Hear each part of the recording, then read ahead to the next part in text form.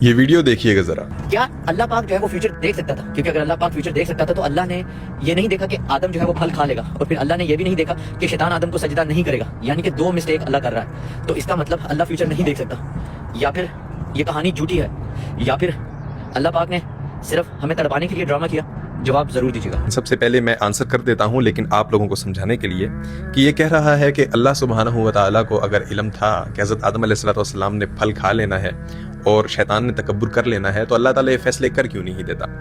اس کے کہنے کا مطلب یہ ہے کہ دنیا میں آئے ہوئے لوگ، ان میں سے جنتی کون ہے اور ان میں سے جہنمی کون ہے، جب اللہ کو پتہ ہی ہے تو پھر یہ امتحان کس چیز کا؟ پھر اللہ تعالیٰ تو جنتیوں کو جنت میں بھیج دیں اور جہنمیوں کو جہنم میں بھیج دے تو قصہ ہی ختم، خواہ سب بندے رولے میں پڑے ہوئے ہیں۔ تو اس کو میں آنسر کر دیتا ہوں کہ دیکھیں، اللہ ہمیشہ عدل کی بنیاد پر فیصلہ کرتا ہے، اللہ علم کی بنیاد پر کبھی بھی فیصلہ نہیں کرے گا۔ اللہ نے جب بھی فیصلہ کیا ہے انسان کی عمل کی بنیاد پر فیصلہ کیا ہے۔ اب ایک انسان نے ایک عمل کیا ہی نہیں ہے اور اللہ اسے پہلے ہی سزا دے دے تو کیا یہ عدل ہے؟ یہ عدل نہیں ہے، اور اللہ کی ذات عادل ہے۔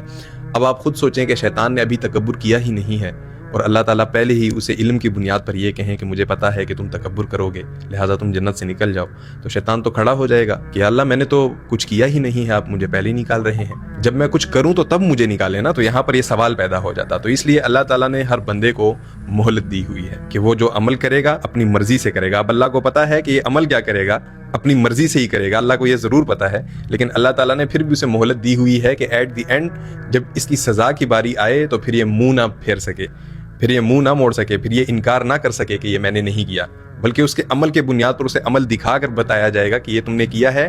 وہ پھر تسلیم چاہے کرے یا نہ کرے، لیکن اس کے دل میں کم سے کم یہ شکوہ نہیں ہوگا کہ میں نے کچھ کیا ہی نہیں ہے اور مجھے نکالا جا رہا ہے یا مجھے جہنم میں ڈالا جا رہا ہے۔ تو ہمیشہ عمل کی بنیاد پر فیصلہ ہوگا۔ علامہ اقبال علیہ رحمہ کیا خوب فرماتے ہیں کہ عمل سے زندگی بنتی ہے جنت بھی جہنم بھی، یہ خاکی اپنی فطرت میں نہ نوری ہے نہ ناری ہے۔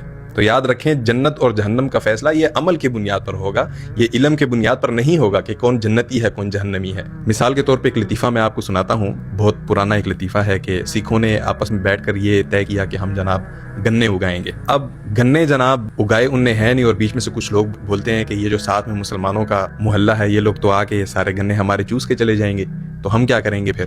تو وہ لوگ سارے غصے میں آ جاتے ہیں کہ اچھا یہ لوگ گنے چوسیں گے۔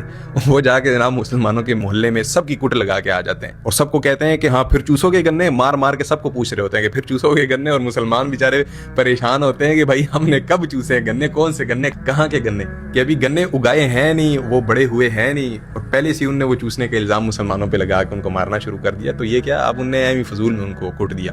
تو اللہ سبحانہ و تعالیٰ کے نزدیک جو بھی فیصلہ ہوتا ہے وہ عمل کی بنیاد پر ہوتا ہے، علم کی بنیاد پر نہیں ہوتا۔